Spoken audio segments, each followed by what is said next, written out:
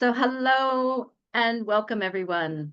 I'm your host, Christine Noble-Seller. And for those of you who haven't met, it's a pleasure, and it's a pleasure to welcome all of you here today. As many of you know, I'm an intuitive interspecies communicator. I am a sacred activist and advocate, an educator committed to amplifying the voices of animals, wildlife, and nature, and helping the rest of humanity remember that we are nature too. I'm absolutely thrilled that you are joining us today for Love in Action Canada. This is the very first gathering in the Love in Action United by Nature.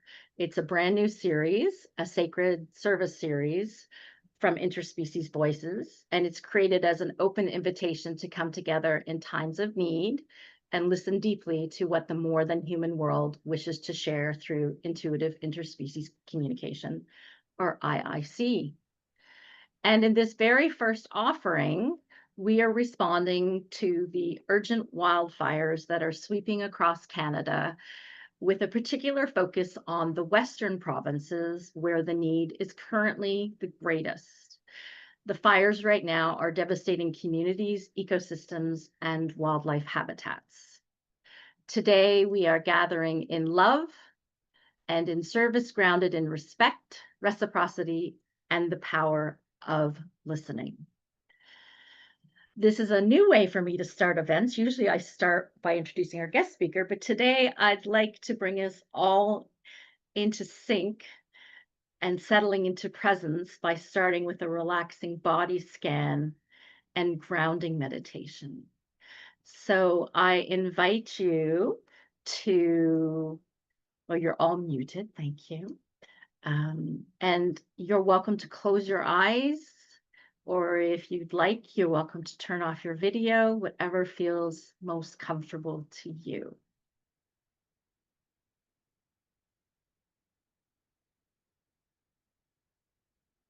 Let's begin by gently arriving in this moment, into presence, into being. Take a deep, slow breath in and release it fully.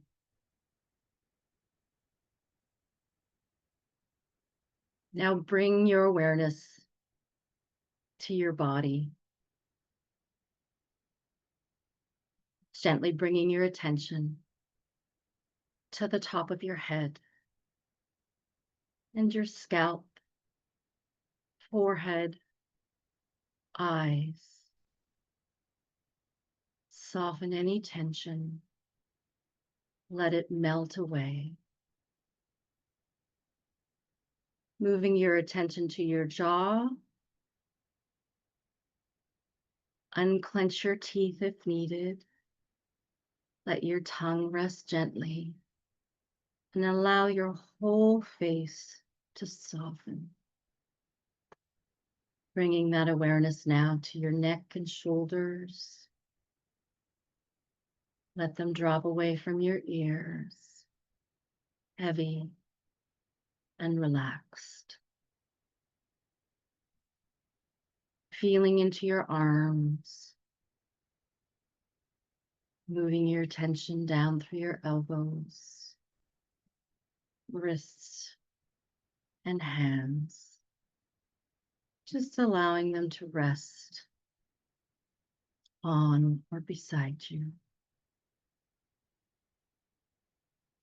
Moving to your chest, notice the rise and fall of your breath, softening the heart space as your chest rises and falls. Now move to your belly, your hips, and thighs, releasing anything you're holding. Noticing any sensations.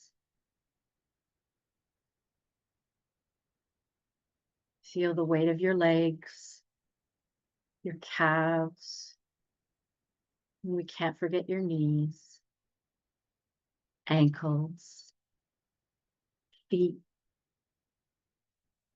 toes, and the soles of your feet. Let the ground fully support you. Take one more slow breath in. And as you exhale, let your whole body relax. You are here. You are present. You are safe.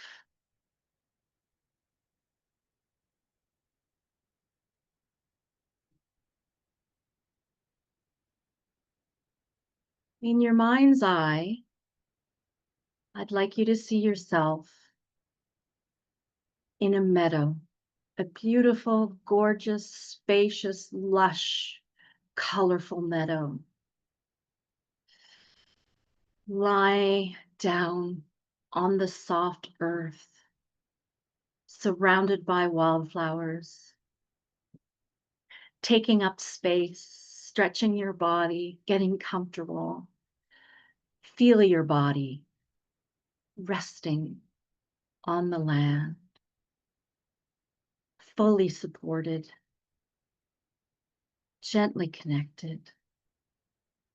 And with each breath, feel yourself sinking deeper and deeper into the soil. As you move gently, slowly, peacefully down through the rich earth to the core of the planet. Here, you are surrounded by the mineral kingdom and the beings who live and burrow beneath the surface.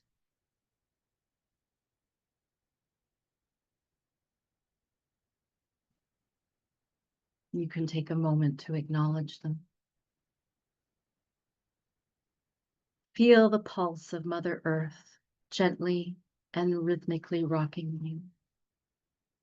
Know that you are held, enveloped, and cocooned in the womb of the planet. Allow yourself to receive.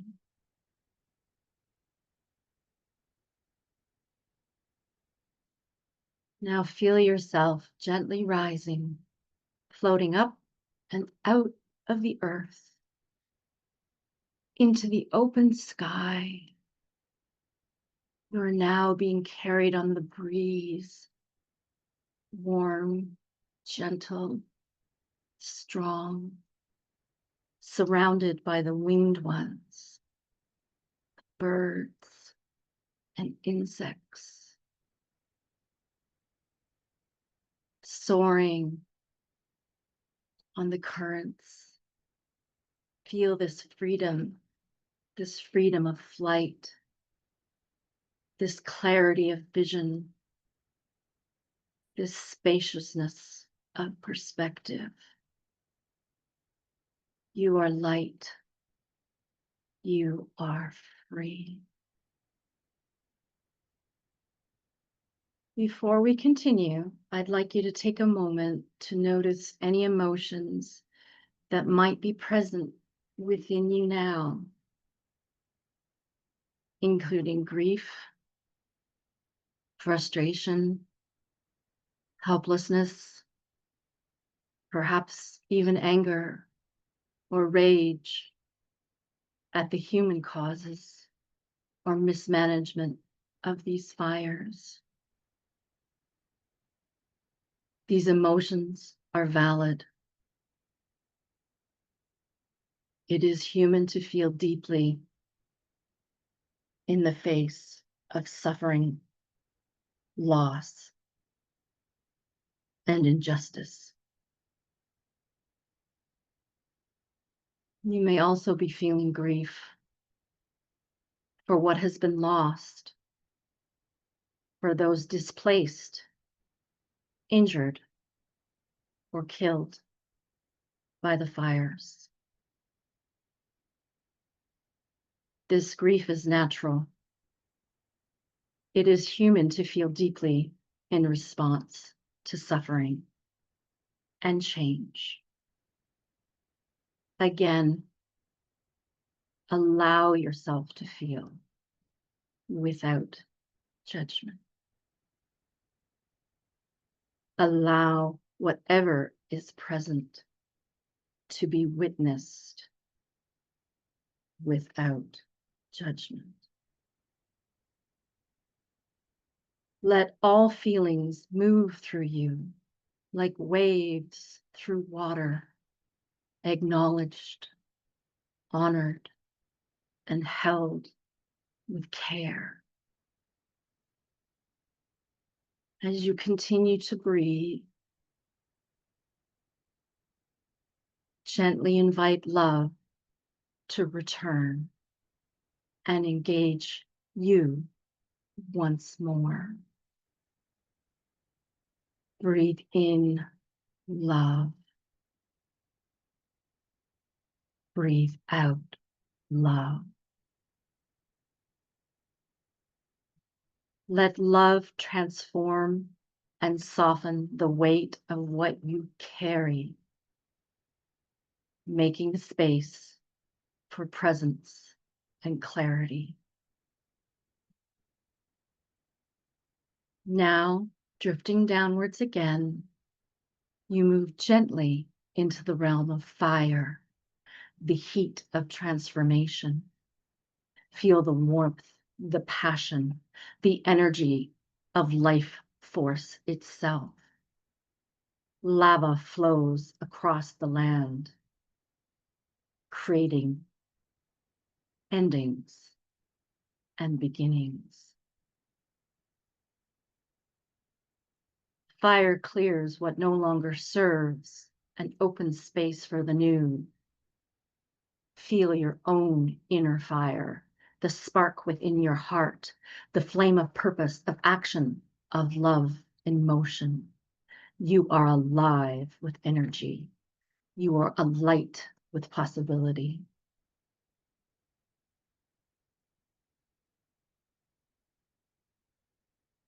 From here, you move fluidly into ocean, immersing yourself in water, swimming confidently amongst the beings of the sea. You feel fluid, alive, and held in the mystery. Water flows around you and through you, cleansing, renewing, and connecting. You are a part of this great flowing life. Now rising once more from the water, you find yourself back in the beautiful, spacious, lush meadow. Feel the soft breeze on your skin, the warmth of the sun on your face, the heady scent of wildflowers in the air. You are fully present, held by earth, air, fire, and water, and gently, quietly, and fiercely by spirit, the unseen presence that connects all things and all beings and all life, the breath between beats, the stillness within the song. Feel your place in this great web of life. Feel the peace, the joy, the aliveness of your connection with all that is. You are a part of nature. You belong. And now begin to bring your awareness gently back to your body. Feeling your feet on the floor, the ground beneath you, I invite you to move your bodies, perhaps wiggle your fingers and toes, and take a slow breath in and exhale fully. And when you feel ready, gently open your eyes and bring with you this connection, presence, and quiet wisdom that unites all life, seen and unseen.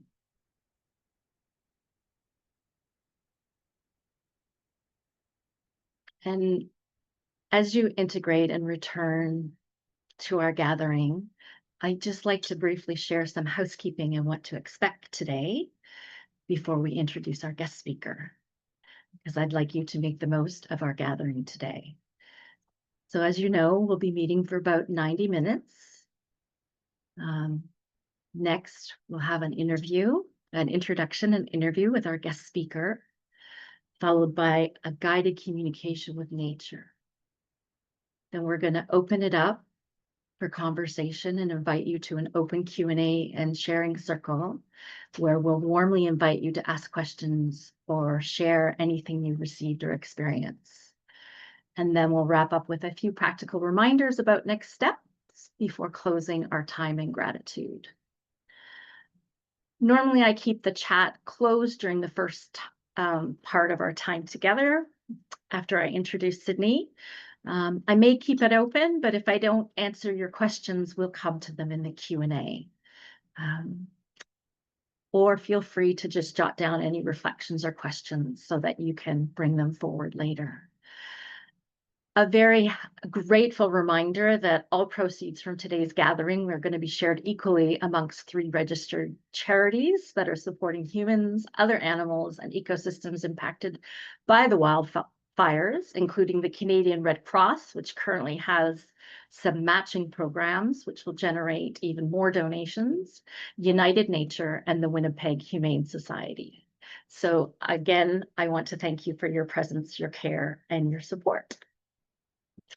And now I'm very excited and honored to introduce you to today's guest speaker. I reached out to her just a few weeks ago, right after seeing that she had convocated and evacuated, and this event came forward asking to be shared, and she graciously said, yes, whatever I can do to help. So Sydney Kuppenbender is a proud queer disabled Métis person born and raised in the primarily Indigenous North Saskatchewan community of La Ronge and currently living and working on Treaty 6 territory in what is currently called Saskatoon. She's deeply passionate about environmental justice, the rights and autonomy of nature beings, and the decolonization and indigenization of the environmental sector. I'm delighted to share that she recently completed her master's in environment and sustainability, and her thesis research was titled, and this just warms my heart, Bringing Animal Voices to the Table, Exploring Intuitive Interspecies Communication as a Method for Conservation and Human and Animal Coexistence. Sydney also works as a project coordinator for Elder Copperjack. I met them both actually at the University of Saskatchewan online multi-species symposium for intuitive interspecies communication in 2022 and 2023. So her work with Copperjack is with land and people relationship model, advocating for respectful and relational approaches to land stewardship. Welcome, Sydney. We are so glad that you are here. Thank you so much for having me, Christine, and thank you for hosting this wonderful event. I already feel warmed by the digital space that we share. So yeah, I'm so grateful for you and for everyone who dedicated some of their Sunday or Monday to be here. Whether people join live or watch in their own time, presence is important and time is a human construct. So let's dive right into your perspectives as an Indigenous person. And I'd like to begin with your relationship with fire. Can you share with us, what does fire mean to you personally, culturally, and how does that relationship with fire inform how you see these wildlife crises, these not wildlife, wildlife are being affected, but Mhm. how it impacts how you see today's wildlife crises? Yeah, absolutely. I think, as with, many phenomena, especially as a person who, was colonized, family was colonized, I think my relationship with many things has evolved over time. And um, this question makes me think about when I was small. I used to have recurring nightmares of fires. And I hadn't thought about that in a while. And then I was thinking about that, um, just recently as we were preparing for this event, and I was thinking about, yeah, these recurring nightmares that I used to have about fire. And I think it came from a place of, every season, the lived reality of fire. And I guess as a child, you don't really fully understand the extent of, the interconnectedness of fire and its role within a landscape that you cherish and feels like home. And so I think in my early times, it felt purely, frightening and threatening and scary. And, um, that still carries through to present day. But I think over time, I was fortunate to step into the environment space and learned more, um, I guess, more about both Western science understandings of what fire means, as well as, more traditional teachings as well of what fire means. And um, interestingly, the understanding of fire and its role is very similar.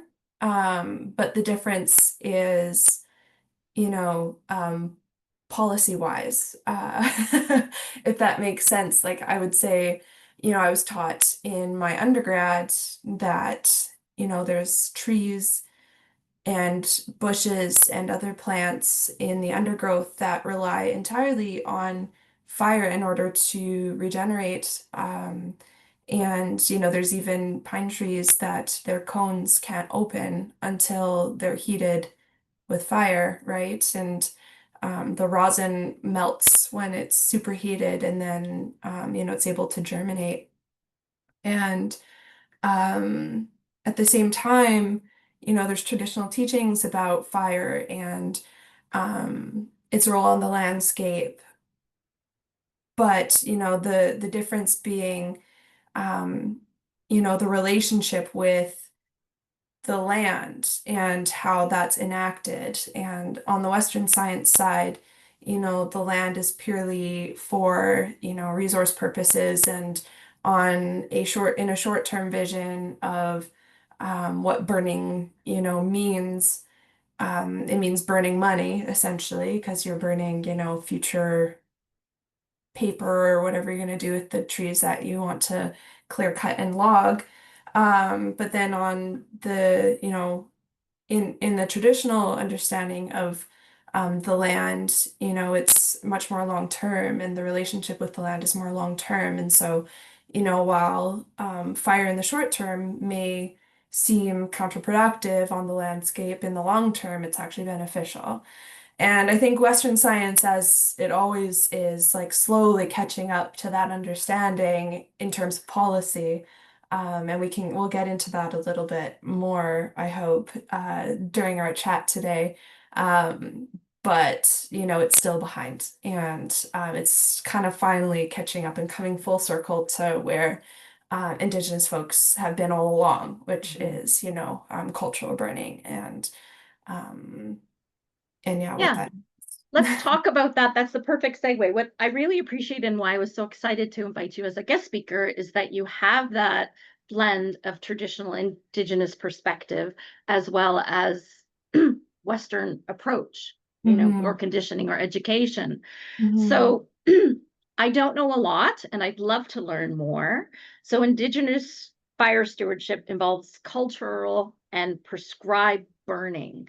So, can Mm. you help us understand what these practices involve and how they support the health of the land and the ecosystem if they're done in right relationship? Because I understand that's key. Yeah, absolutely. And I think first and foremost, I do want to say that, I'm not at all an expert. I'm not an elder, so I don't have all of the knowledge that many of these elders do that, have been in relationship with their land, the land that they grew up on, and that they've been in relationship with forever. Um, and so I'll share what I can, and I also will share resources for folks. I'll kind of do a broad view, and then I'll share resources for folks to dive in deeper if you're interested in that. Um, and I think a good place to start is differentiating a little between prescribed burning and cultural burning. Because even though they may seem, it sounds, from a distance like the same thing, it's actually slightly different.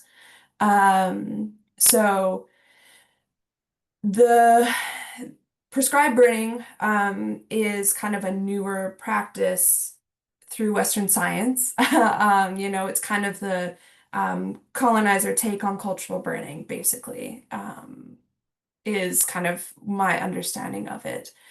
And the primary difference is in the burn objectives and the techniques used to burn and who's conducting the burning. And those are the biggest differences between prescribed and cultural. And I think there's many reasons why, one might burn. I think primarily it's, to mitigate future burns, at least in prescribed burning, to try and slow burning, like larger scale burns, over time. Whereas with cultural burning, it's often more of a ceremony. So it can be and often is ceremonial in nature. Um, it's done in relationship with the land. And it's done by people who know the cycles of the land and who know what it needs and when. Um, and I think that can be done in a number of different ways. I know certain folks kind of on the eastern border between Saskatchewan and Manitoba in a community called Cumberland House. They base like where they burn and when on muskrat populations, and that's how they understand when it's time to burn and where.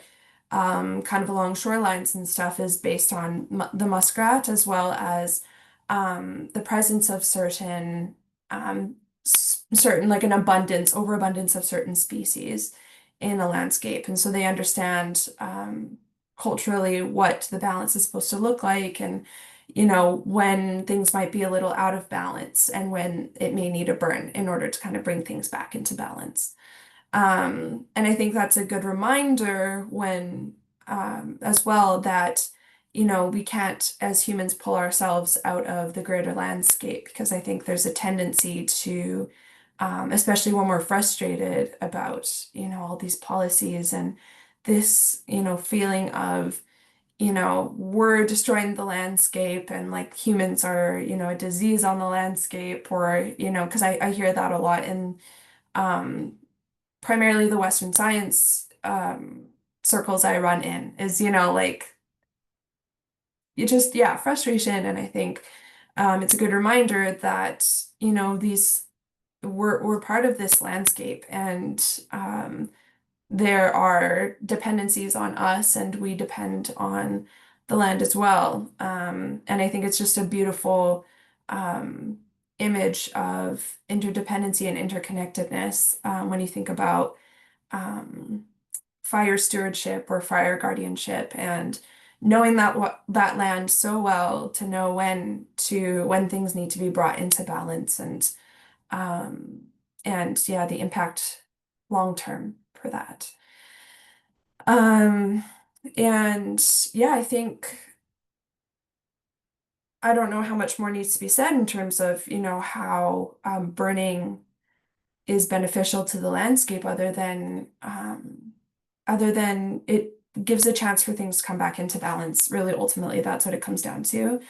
Um, and when done in a certain way, like in ceremony, then um, it's meant to be an offering to the land. And these like cultural burns, which are highly controlled and usually pretty small scale, and done during a season, of course, where you're more able to control how that fire grows and how it spreads.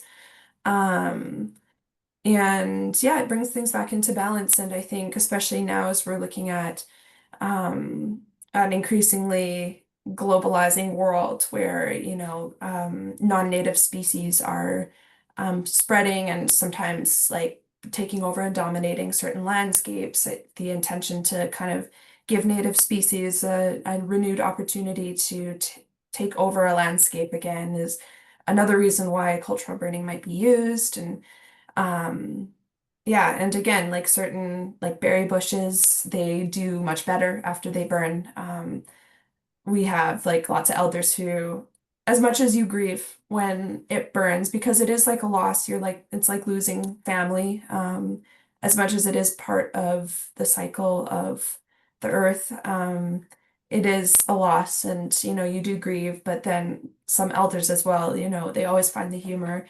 And they say, well, like berry picking's gonna be great next year because, my berry patch burned or whatever. And so those are the things that are understood about fire and its role within the greater landscape, the greater ecosystem is that it gives everything a chance to reset and come back and yeah, rebalance in relation. Thank you, Sydney. I think what stood out for me there was so many collaborative global nature communications, particularly in the last couple of years, is that Mhm. keyword balance, reset, Mhm. that nature is inviting us to be back into balance, that humanity is out of balance, both in itself and its relationship with the natural world, with the rest of the natural world. And Mhm. I appreciated learning about the difference between cultural and prescribed burning because ceremony came up several times and nature communication. So often, what comes across is celebrate nature, celebrate us, have joy, have respect. And, we protect what we love, as Jane Goodall says.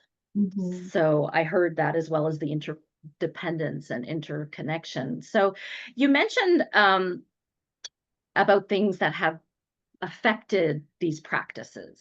So let's talk about some more things. Like you talked about non-native plants, things that are invasive. So let's talk about colonization. That's a big one. I know something you wanted to speak about, particularly Mhm. what we call Canada. How has this disrupted traditional fire practices? And how these practices how fire is even understood and managed? Mhm. What's changed? What from what it was to where it is now? Mhm. Yeah, I mean, not to be like the token Indigenous person in the room, but I think like everything always comes back to colonization. I always tie everything back to contact and you know, when mandatory policy was, you know, it basically inflicted on Indigenous folks, and their rights were restricted, and their practices were banned, and including burning. And I think there's a lot of folks who are heavily involved in like fire guardianship, in um, traditional land management. All of these things are kind of interconnected. Even bison or buffalo rematriation bringing buffalo back to the land. People have connected those things together as well. You know, drought and non-native species and the absence of buffalo and all of these things that are all interconnected and causing a imbalance.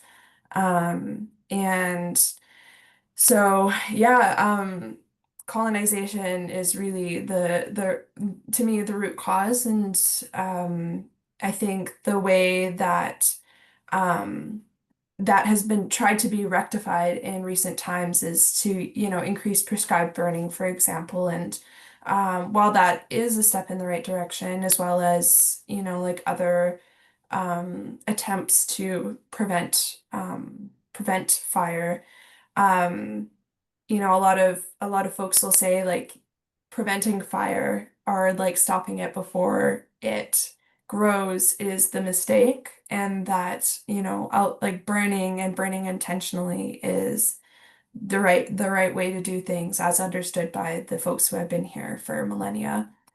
Um, and um, Really that's how we got here is, preventing for so long, preventing burn, um, drought. That's a huge part too. And I was, working with an elder a couple weeks ago who said that, their river up in the Yukon is 5 feet lower than it usually is. And that's where our water comes from in the West, is from, the glacial melt up north, and it flows, down south and out towards the east. Um, yeah, and I mean, yeah, so drought is a big one. Our snowpack was lower this year than in previous years, which meant that it was a dry spring. And um, I think there's also a lack of education in terms of fire prevention. Most at this time of the year, there are fewer thunderstorms than in later in the summer. So most fires throughout May and early June are like caused by humans, which from my understanding was, most of the fires, at least at home here in Saskatchewan, were caused by humans. Um, and yeah, so I think as well as, some were set intentionally. And um, again, that's, folks who are actually like needing to go down south, but don't have the resources or access to relocate themselves to the city. And so being evacuated is their only way to access the city. So yeah, these things are all interconnected, and they're all, it's a very complex web of issues. And I think, um, the best way forward, there's many, many, many. Actually, maybe I'll see if you want to ask me about how to move forward. Yeah, sure. We Let's can let's go from let's put there. that on pause first. I really Yeah. appreciated though the discussion as to, how it used to be and how it's changed and what has been Mhm. lost, Mhm. um, and the complexity of all the factors going on. But I want to talk a little bit more about bring the human element to it, which is you, because Sure. I think I shared in a newsletter. Not everyone will have seen it, but Sydney and I had never met before. As I had mentioned, I had seen her present at the University of Saskatchewan online multi-species symposium on intuitive interspecies communication in 2023, but I follow her on Instagram. And I read a particularly powerful, moving post, and she's there holding her degree, her master's degree. And basically, she said, all she could think about while she was graduating that her home community was actively burning to the ground. And I'm wondering if you're comfortable. And then I put the invitation out to you, and then you said yes, and then we met a couple of days later, and then I asked you, is this kind of like your childhood dreams? Have you evacuated before? And you said yes. And like this is not something that I have experience with. So could you share what an evacuation is like? How do you feel or think or process, and what do you wish people understood about that process? and the toll that it takes both on humans and more than humans. Yeah, absolutely. Yeah, I mean, I can't emphasize enough like the stress, the anxiety, the uncertainty, the fear, the helplessness that comes with fire season. And I think especially those of us who work in different areas of, environment, I think we've kind of been it's like shouting into the abyss, right? It's like we're talking to a brick wall. We've been saying for so long that like so many different things, we need to, be more conscious of like prescribed burning. We're experiencing drought.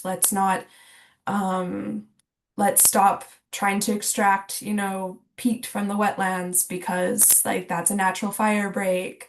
Um, the woodland caribou are, going extinct, and they're a critical piece to the boreal forest ecosystem, and there's so many things, and yeah, it feels like, no one's listening. And then it's like watching a car crash in slow motion when, you know, you, someone throws their cigarette butt out the window, in the middle of a drought, while they're driving down the highway, and it starts a ditch fire. And then the next thing you know, it's burned 100,000 hectares or 400,000 hectares. Um, and displaced, tens of thousands of people. And yeah, it's incredibly frustrating. And, there's a feeling of helplessness, as you kind of sit there on your phone all day, waiting for an update and waiting for, to hear something about, your home community, um, about whether you're going to be evacuated or not, as like the fire inches forward, or in this particular case, moves at the absolute speed of light. Within a few hours, goes from 20 kilometers away to 4 kilometers away, within a few hours, as like the winds change and they start to gust at 70 kilometers an hour, in the wrong direction, and just blows it right into the community. And and I think community members, they avoid evacuations if they can, because it's such an enormous process. If you can imagine, like, um, everything's disrupted, right? From like the elders living in long-term care homes, they have to be evacuated, and like entire hospitals have to be uprooted, and then those are usually the people who go first. And then others who have, respiratory conditions, and pregnant folks and children, and then all of a sudden, with the flick of a switch, they're like, okay, everyone has to leave.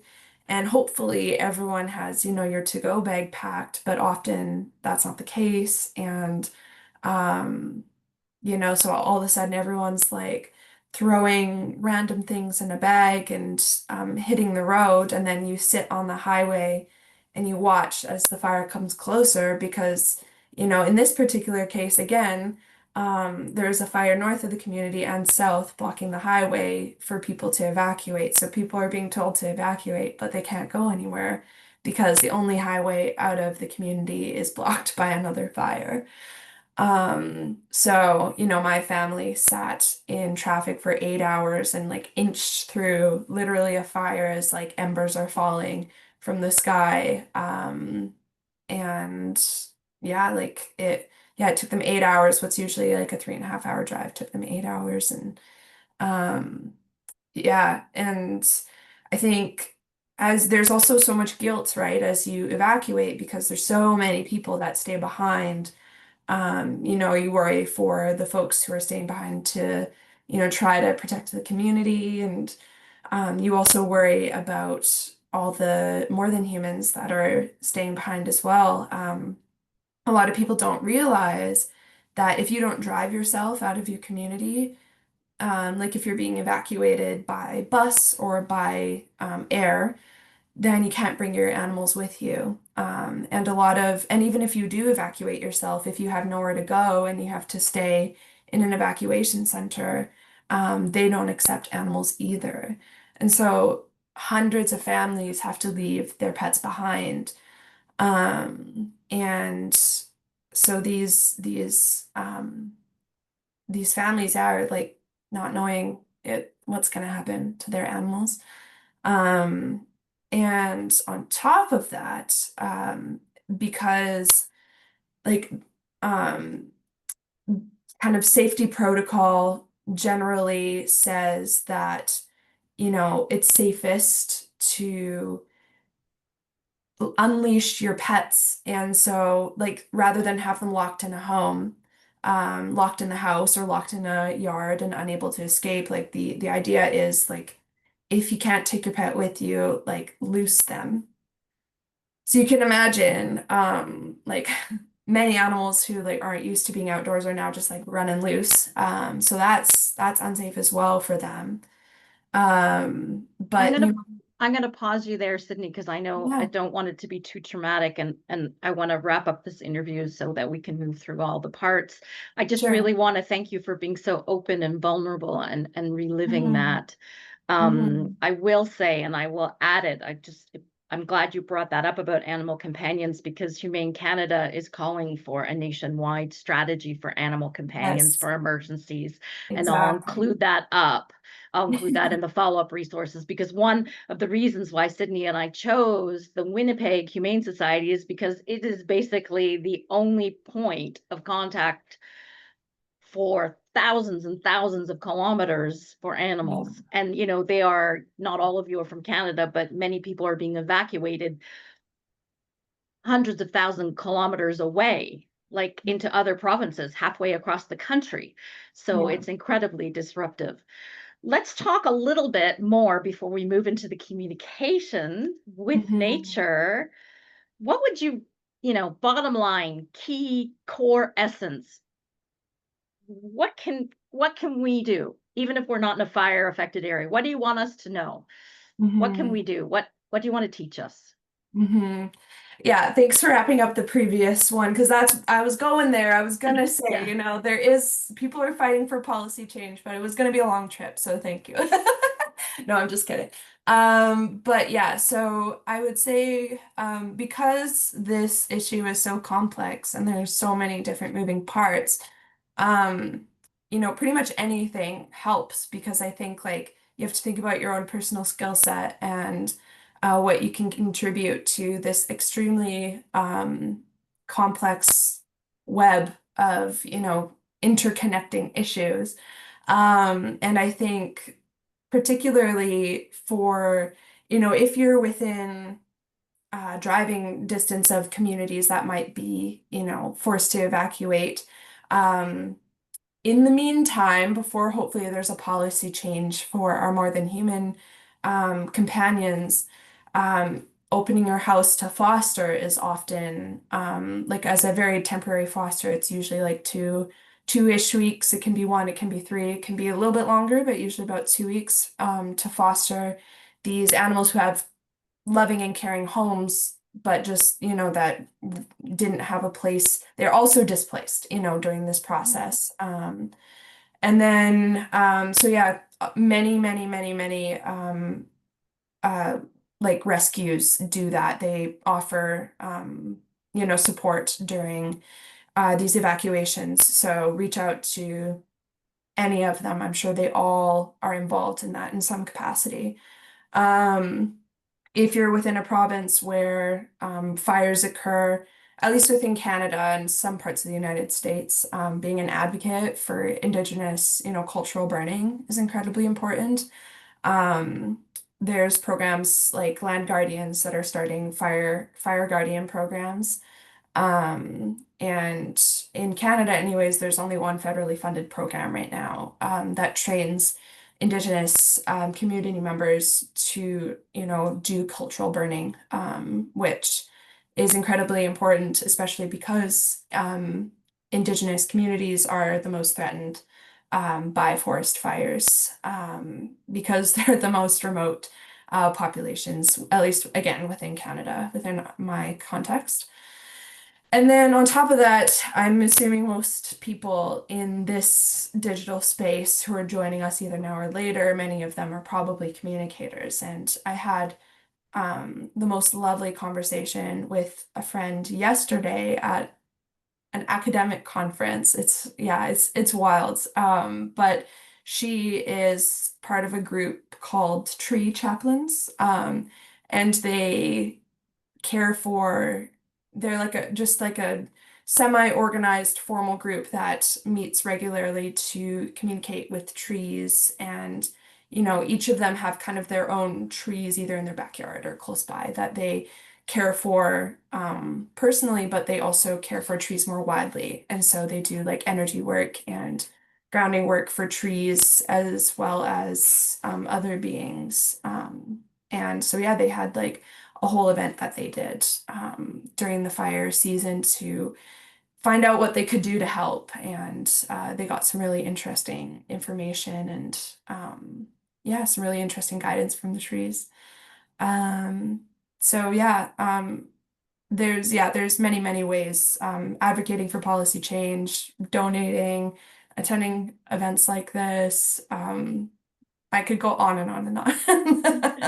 You've given us a good list. I'll make sure that some of these are already in the follow-up email, but I'll make sure I get these links, like maybe find the tree chaplains and so on, so that. Yes, and I can provide too, there's an entire toolkit that was developed in partnership with the University of Saskatchewan, but also led by the community of Cumberland House, which is a Cree Métis community. And they put together a toolkit for enacting cultural burning within communities, or being like an advocate for that, or being leadership for that. So I'll send that link around as well. And they have a Great. couple published papers as well, if that's your jam, We'll on take it all. I'll take it all, Sydney. I'll add it to the follow-up, and then people Great. can explore what interests them. Perfect. Thank you so much for everything you've shared. We're going to move out of sort of the personal and scholarly experience and live Mhm. experience now into the experience, another experiential component, Mhm. the guided communication with nature. I recognize that there are some people here that have perhaps never communicated, and people who are professional communicators.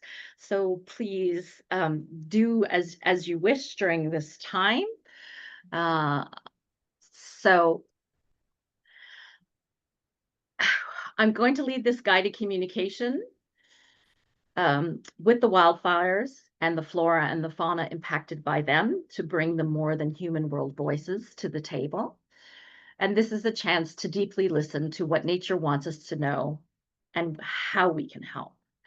So I encourage you to get comfortable in your space. If you haven't done this before, I just want to reassure you, just a sense of curiosity and an open heart is all that's needed. Again, I invite you to turn off your video, close your eyes, just like we did in the guided or the grounding meditation, whatever is comfortable. You're welcome to just experience this. You're also, if you want, you're welcome to take notes, whatever works for you. And as you settle in, I just want to let you know that during this guided communication, there will be some pauses and moments of silence, and that these breaks are intentional.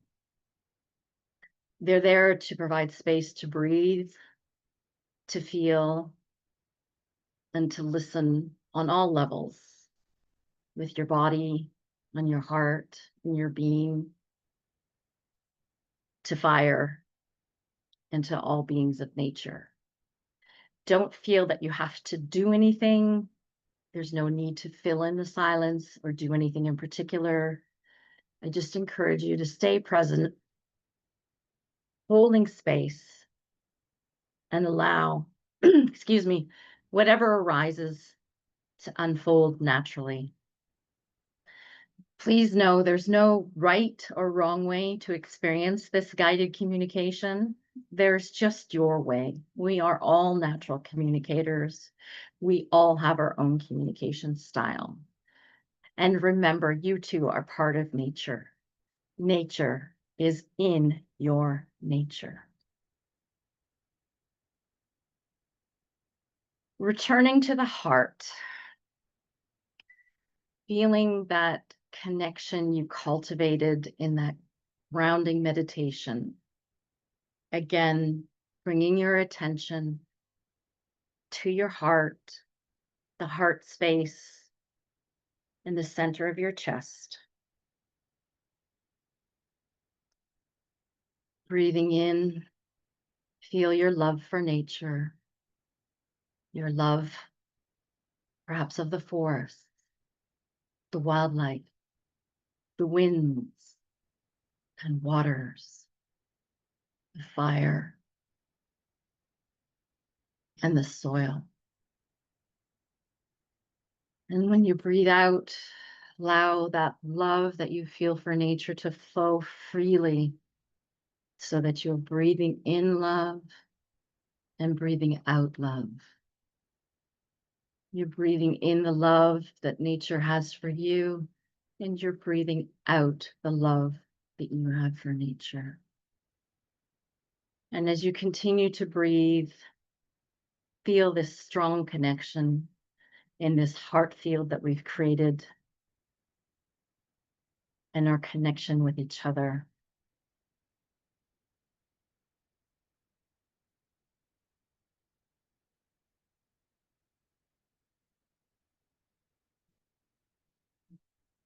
Feeling grounded and supported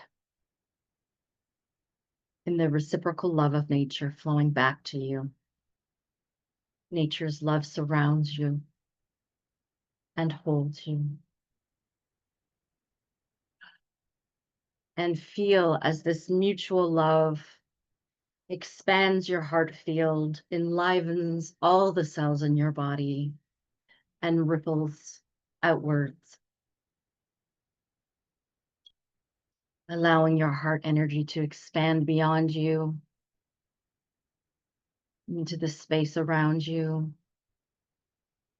through your neighborhood, your region, and see it flow across the land, the waters, the forests, and connecting with the entire living earth, knowing that we are one heart. And now, silently, in your own words, take a moment to set an intention to be of service during this communication with nature.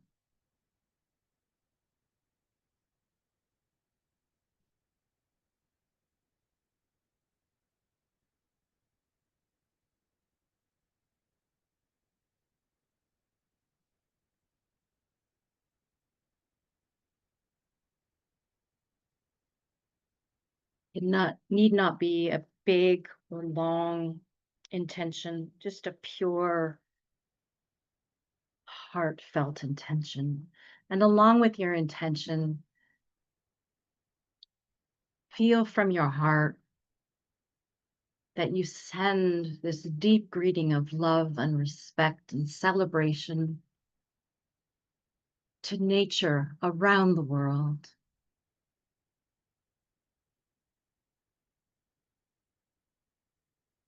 Wherever there are fires, Canada and beyond.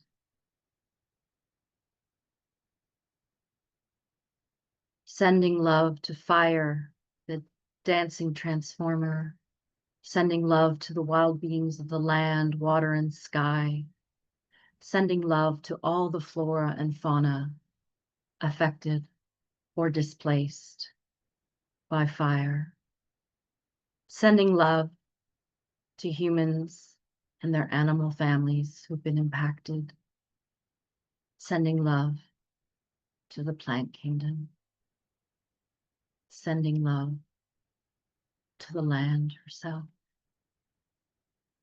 You may wish to introduce yourself, saying your name silently or out loud to nature. and collectively and individually, we share our purpose of this communication: to listen, to hear what nature wants us to know, and to learn how we can help.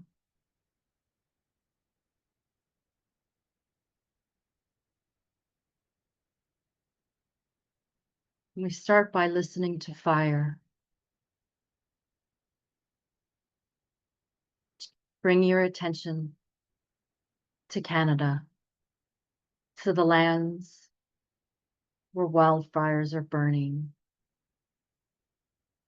See the flames. Feel the searing heat, remembering you are safe. Smell the smoke carried by the wind. Approach fire with openness and respect, as you would an elder, a being of power and purpose. Fire is an elemental force of nature, a teacher, a cleanser, a part of the cycle of life. And fire has a voice. Invite fire into the sacred conversation. Feel fire's presence.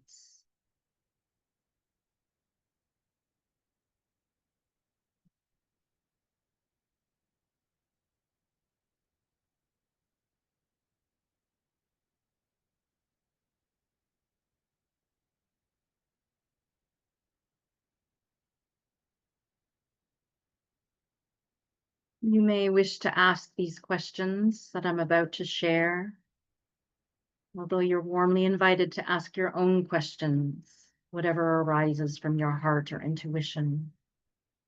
Allow space to receive all impressions, sensations, feelings, or messages beyond these questions. Be present. Listen with your heart, your body, your intuition. There is no wrong way to receive. We would like you to take some time here to listen, to sense, to feel.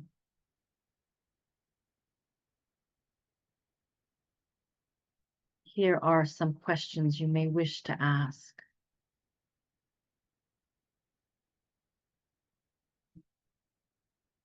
Of fire. Fire, what would you like to share with us?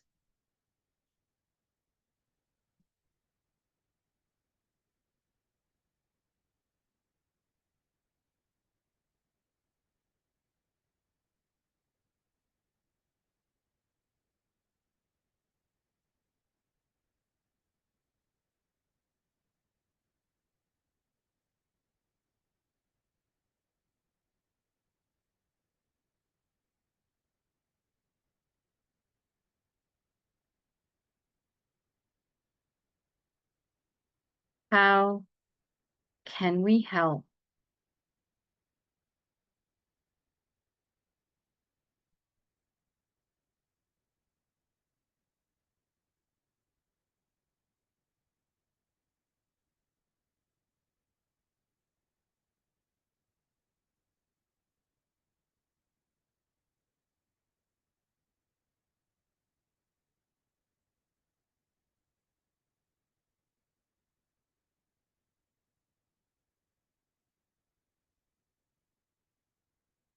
Know that you can return to this conversation with fire at any time, and trust that what comes through in this moment, quickly and instantaneously, is the information that you need to know at this time.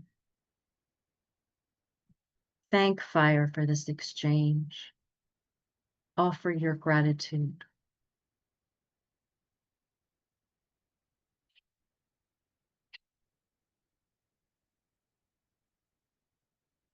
Now we expand our awareness to the living beings impacted by the fire.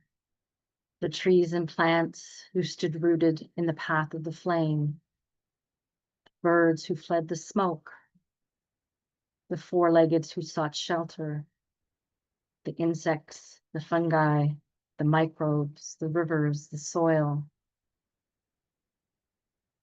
Let us call in any being or group of beings who wish to share. Allow them to come forward and ask them what they would like us to know and how we can help.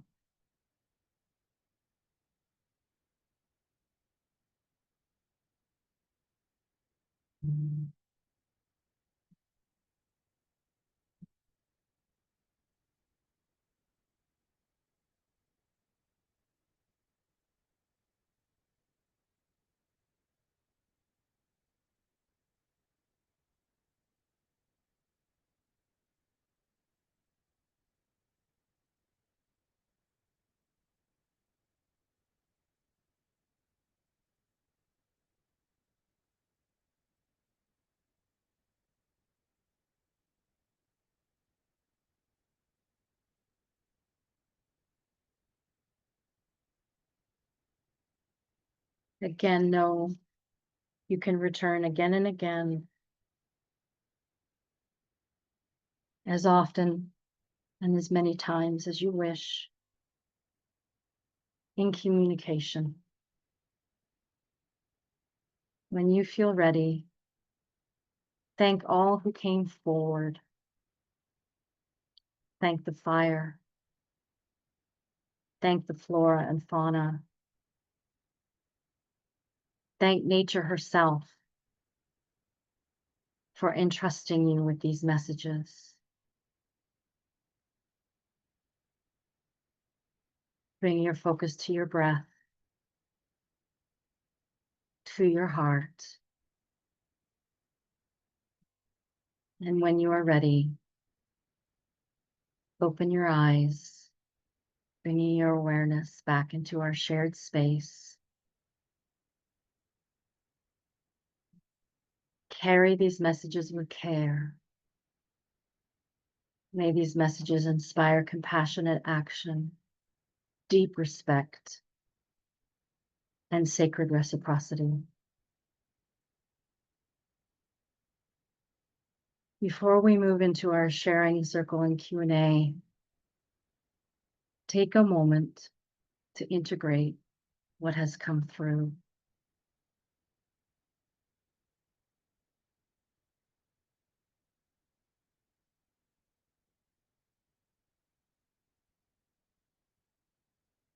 Allow yourself to remain soft and present. This is your experience. Let it settle. Let it root.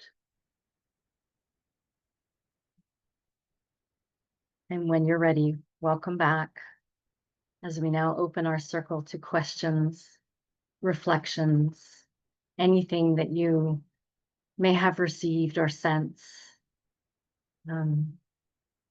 You're welcome to share in the chat. You're welcome to raise your hand or digital chant. If you want to share out loud, Sydney and I are here to reflect and listen and respond. Questions to the group, to Sydney, to anything about this topic, about your experiences, are welcome. The floor is open. We would love to hear from you.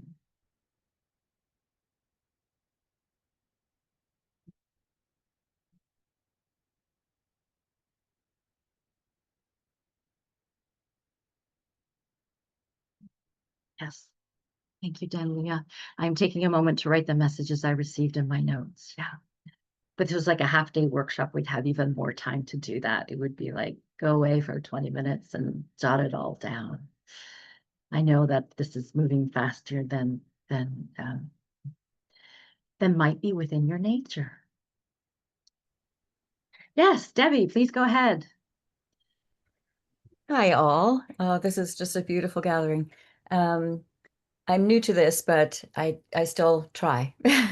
And what I got from fire was I have great power, but with great power, it can be abused. And sometimes it's not fire's idea to be there at that moment, but someone has abused the power and set the fire when it wasn't their intention to be doing that at that time. And with the animals, I've got that in the spring with the babies, if people were more conscious about preventing fires, especially springtime when the babies are just being born or hatched, that there would be extra care so that if fire had to happen, it could happen when they were able to flee or fly. Absolutely. Yeah. Thank you. Those messages very much resonate with me. Sydney, did you want to comment on any of that? No, yeah, I think that's right on. Our chief back home had a picture of a little fawn that had wandered in. I can see if I can share it in the chat. Yeah, just a little fawn that had wandered in after the majority of the fires had passed, and so they took her and they relocated her.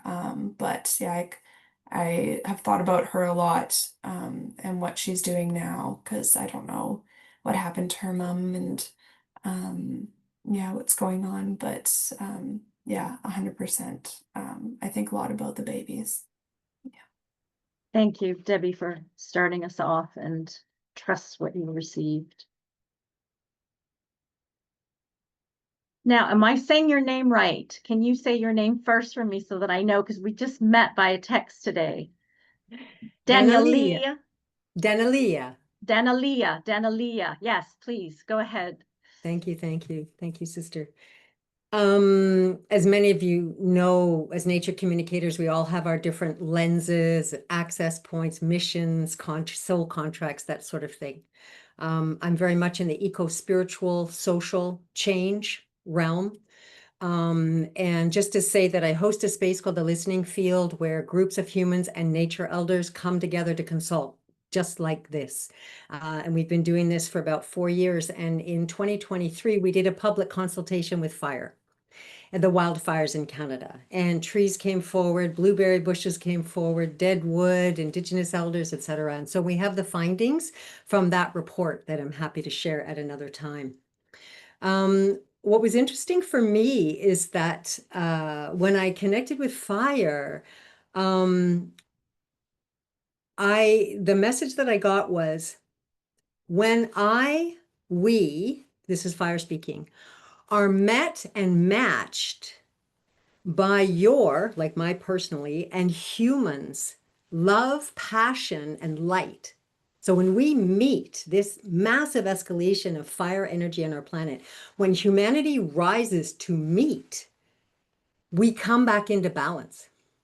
So my interpretation is it relates to our reticence, our passiveness, our sitting back and thinking somebody else is going to sort of take care of life when we need to be rising and meeting this level of spiritual light in order for us to move forward to create a life together on our earth.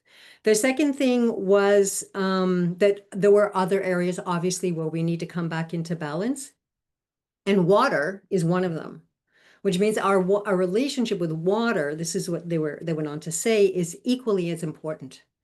Because without the tempering of the balm of love and forgiveness, again, I'm in the spiritual realm here, fire does consume all. It's its nature.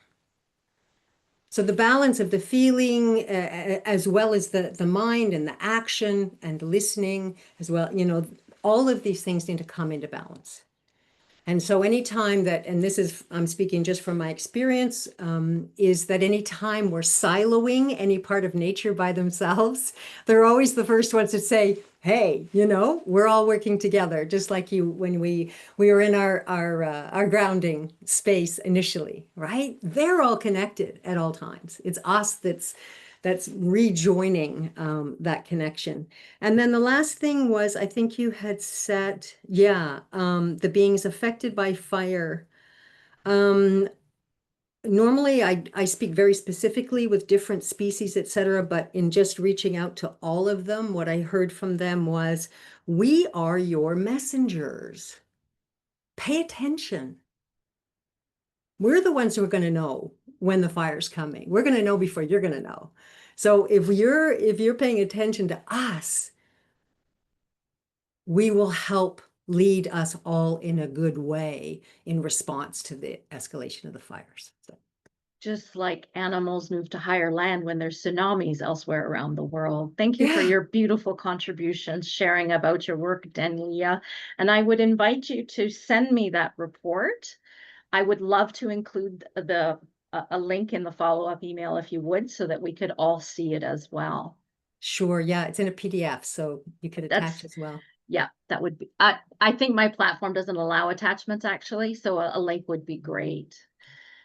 But anybody else have a question or sharing? Both are welcome. Sydney, did you want to say something? Yeah, Sydney and then Jillian.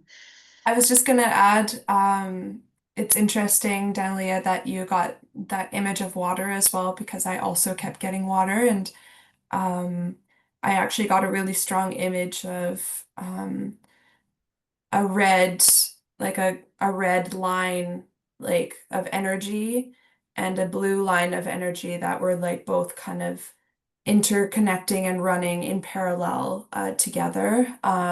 So I was like, intuitively, I was like, I'm pretty sure that's fire into water, and so it's great that you were also getting that. Thank you. And this is the beauty of group communications, is that we get confirmation through the overlap. And when we have, I just shared this with a group yesterday, that communications truly are multifaceted, because occasionally only one person will get one thing, but it doesn't mean that it's not valid. It just means that that was received by that one person, and that was important. Jillian, you were next. Hi, everyone. It's such a lovely space. And thank you, Christine, for that beautiful meditation at the start. It was really magical. Thank you. Yeah, what Daniela, am I pronouncing it correct? Daniela said really resonated with what I received from fire also. And it actually surprised me, because I was feeling anger. I was feeling so much anger. So fire said, this is temporary. This is housekeeping. Heartbreaking as it isn't eternal.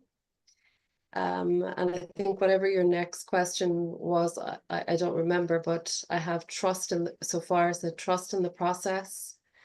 Use my energy as a sacred vessel to open your hearts. See your likeness in the kingdom of all. That was in response to how we can help. So I can totally. Oh, we can help. Yeah, exactly. yeah. How we can help. I can feel them. Yeah. No, but the answer came through, whether you remember the question or not. It made sense. Yeah, I didn't have time to write the question down, but it just so resonated with what you were saying. And then for the animals, so deer came through, but again, I think I had the image of the deer that you shared. And sorry if this is distressing, but it felt like a female deer sharing about deer. So if you see me slowly disrobe, and I know that animals use that for me when they're transitioning out of their physical body. So see me slowly disrobe. Again, the sense being that fire is so quickly, but just maybe giving us that security that it isn't quick, that it's a sacred process. So if my spirit has returned, know it was eloquent and perfect. And if I'm still here, come see me. You may never have truly known I was here until now. So yeah, so thank you.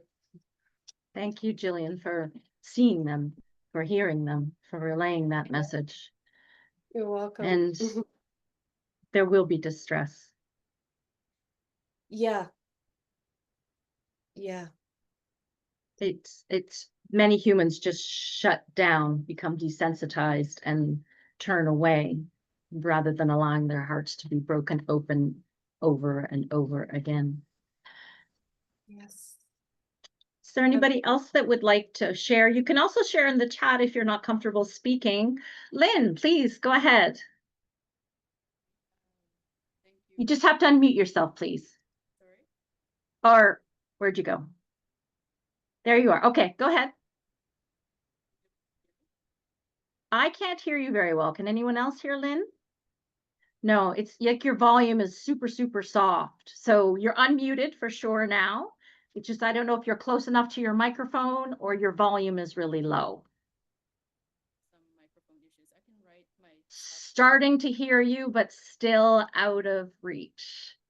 I'm going to suggest this, Lynn. Why don't you fiddle with that? If you can't, why don't you type it in the chat so that we can hold your question and get to it?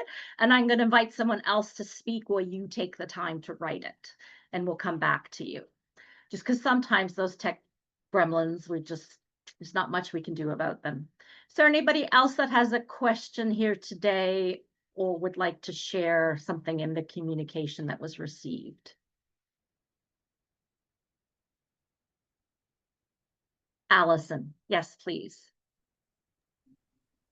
It was kind of interesting with fire. I basically got that, or felt that land is needing space to grow, or it will diminish, and then life will diminish. It was very kind of stark, and it's time to pay attention and have respect for the land, because we depend on the land. For all the plants and trees and birds, it was more of a group consciousness that came through. And they don't it felt like they just, well, they said, why we don't understand, why you don't get that we are alive. We're not just beings that you think aren't sentient. Humans need to open our hearts and minds to the reality of life around them, and to, again, respect all life, all plants, all animals. It was a sad statement that came through. They're longing for the respect that they deserve from humankind, because they're losing this battle with humanity. And it felt sad to me. Thank you for sharing. I think what is so vital about that communication you received is that scholars and scientists and a lot of humans, while the tide is changing and they're becoming more cognizant and recognizing other sentience and other intelligence and other agency and other sovereignty, it is so slow to the reality. And it is still very human-centric in the language, in the legislation, in the policies, and that until we move into right relationship with nature out of an extractive model of dominion and control back into a cooperative, collaborative partnership with the rest of nature, this will continue. So I'm going to read a couple of things from the chat. First, actually from Elizabeth, and we'll come back to Lynn. Thank you, Lynn, so much for writing it there. There's also a photo from Sydney, of the deer, the fawn she mentioned earlier.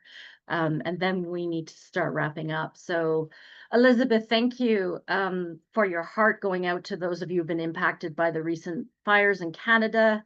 In Australia, you too have been affected by extreme weather events, fire, and most recently floods, which impacted your community in North Rivers, north-south, or I'm not sure that I have my NSW. During the meditation, you experienced a memory of a photo that captured the heart of the global community. This photo showed a firefighter giving a life-saving drink of water to a koala suffering in the devastating wildfires. This moment of empathy, compassion, and hope between human and animal more than human showed the potential of interspecies communication in healing the separation. I'm just taking that in. It also shows how we humans can harness the potential of the media to cultivate compassion and action for wildlife and the environment so we can step into our rightful roles of custodians. Yes, and wisdom keepers with love. And yes, you're getting a lot of love for your comments. And Elizabeth, if you want, you're welcome to put your Facebook group and your blog in the chat for people. In fact, anybody is welcome to do that and add that to the chat in terms of their connection if they would like to share. Thank you, Elizabeth. And Sydney, thank you for, is this you? No, this fawn was spotted all alone, all at night. Early in the morning, it was rescued by 2 caring wildfires from Green Lake. It was safely released to the wild. That's the chief of the Lackawanna Indian band, which is in my home community. She's holding a little baby fawn. Grateful for that happy story, knowing that they did not all end in happy stories. Lynn, thank you for sharing. I'm grateful that you can communicate by chat. What Lynn got from fire was she saw the many moods of fire. Yes, every mood carried a different energy and all is natural, all manifest. In answer to what she can do to help, she was asked to dance, embody the energies of fire itself, to deeply understand how to relate. Yes. And with regards to the animals, she saw a hawk who asked us to truly see from the bird's eye view, not through the plain window, which is constricting, but from the wide view of interconnectedness, because we have forgotten. Trees also step forward, at the same time, find places to root. And I'll just briefly share who stepped forward for me was Moose. And Moose said, you know, you need, not just directly to me, but to humanity, to listen. You do not always listen. You act often blindly. You have forgotten to live as nature. You have forgotten the wisdom that nature holds. And I also received many other messages like you did around fire, that it is needed and natural, and with respect, you need not be afraid. And it is time for us to draw to a close. So I will just wrap up with a few practical notes and thank yous. So 48 hours from now, you'll receive a follow-up email. It will have the replay. It will have the total donations raised. Because registrations and donations were coming in just as I logged in to talk to Sydney. So I can tell you it's over $1,000 Canadian. So delighted by that. Thank you for your support. There will be resources that we've discussed, and if you have them, please email them to me. Just go to interspeciesvoices.org. You can use the contact form to reach me. I will include them. Thank you, Elizabeth, for adding your information into the chat.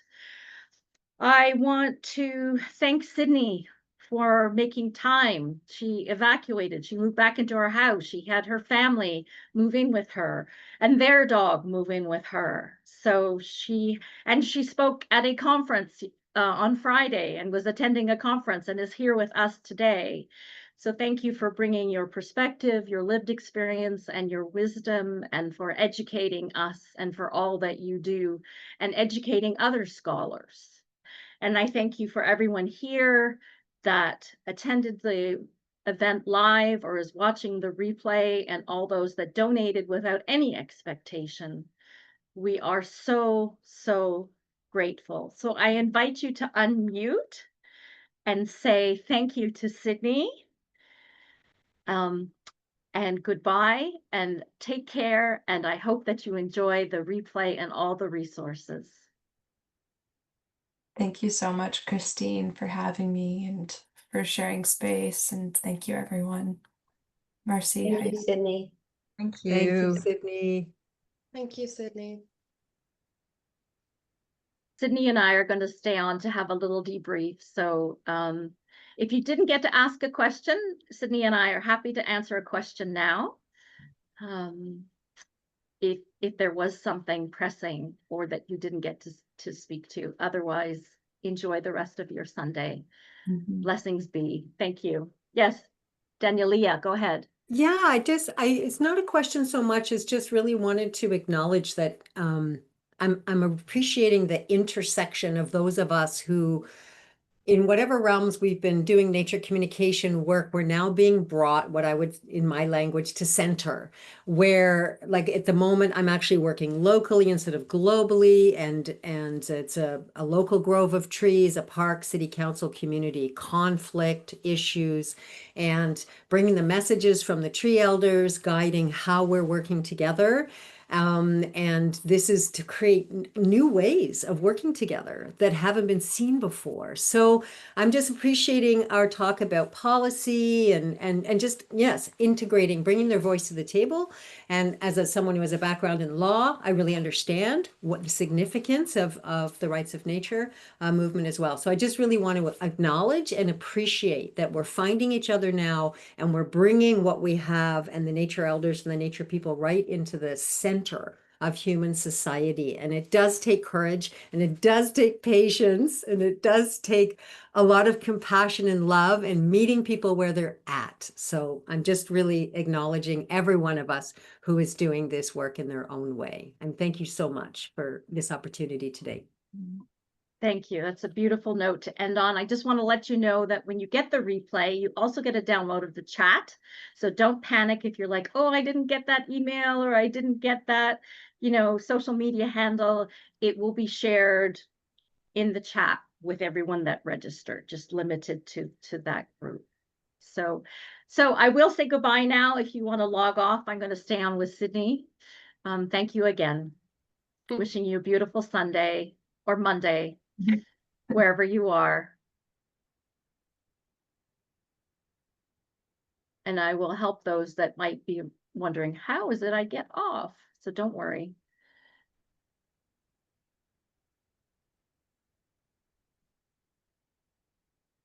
Or at least I think I remember how to do this.